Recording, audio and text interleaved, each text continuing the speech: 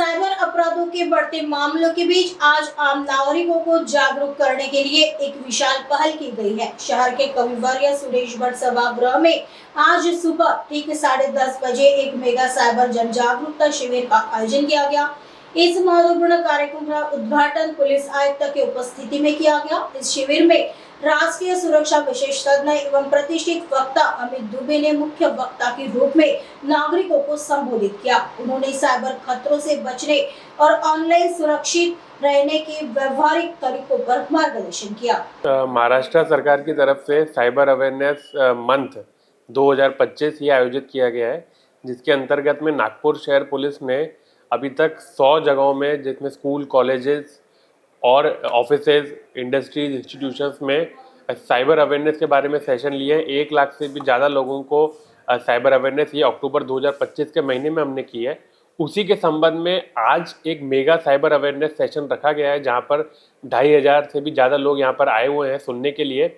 इसमें हमारे जो नागपुर रेंज, जिसमें नागपुर शहर, नागपुर ग्रामीण, वर्धा, भंडारा और अपना चंद्रपुर और गढ़चिरौली रेंज, जिसमें गढ़चिरौली, गोंदिया, यहाँ सबके अधिकारी कर्मचारी यहाँ पे आए हैं। और साथ में ही 2000 से ज़्यादा विद्यार्थी अलग अलग कॉलेजेस, स्कूल्स में पढ़ने वाले और नागपुर में रहने वाले रहिवासी यहाँ पर आए हैं। यहाँ पर आज एक मेगा साइबर अवेयरनेस सेशन यहाँ पे आयोजित किया गया है, जिसमें दिल्ली से साइबर एक्सपर्ट अमित दुबे, जो कि बहुत ही प्रसिद्ध साइबर एक्सपर्ट हैं, वो यहाँ पे सेशन ले रहे हैं। और यहाँ पर मुख्य अतिथि आदरणीय पुलिस आयुक्त नागपुर शहर रविंद्र सिंघल यहाँ पे मौजूद हैं।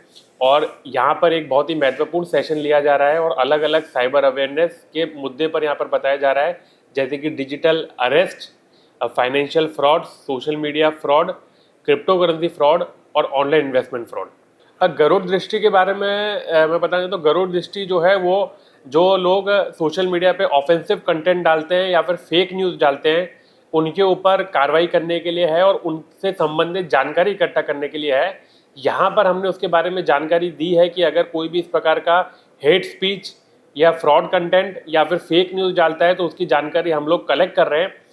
और गरुड़ दृष्टि के बारे में हमने ये भी बताया कि कैसे हम लोग गरुड़ दृष्टि का इस्तेमाल करके कंटेंट को टेक डाउन कर सकते हैं और इसकी लीगल इम्प्लीकेशंस क्या हैं। कोई इस प्रकार का कंटेंट सोशल मीडिया पे डालता है तो किस प्रकार के उनके ऊपर गुने दाखिल हो सकते हैं और उन पर कार्रवाई की जा सकती है। सबसे पहले जनता को ये समझना जरूरी है कि उनका जो डेटा है, वो जो डेटा लीक होता है या फिर जो भी वो लोग इंटरनेट पे सर्च करते हैं, ये डेटा की मदद से ही उनके ऊपर एक पर्सनलाइज नेचर का साइबर अटैक होता है। साइबर अटैक कभी भी कोई एक जनरल साइबर अटैक नहीं होता कि जो सब पे एक ही प्रकार का हो रहा है। जिस प्रकार से हमारे इंटरनेट की सर्चिंग होती है, जिस प्रकार से हम लोग सर्च करते हैं, सामान खरीदते हैं, जो हम लोग का मोबाइल का यूसेज होता है, उसी के डेटा के ऊपर से जो साइबर अटैक प्लान किया जाता है, उसी प्रकार से उन पर साइबर अटैक होता है।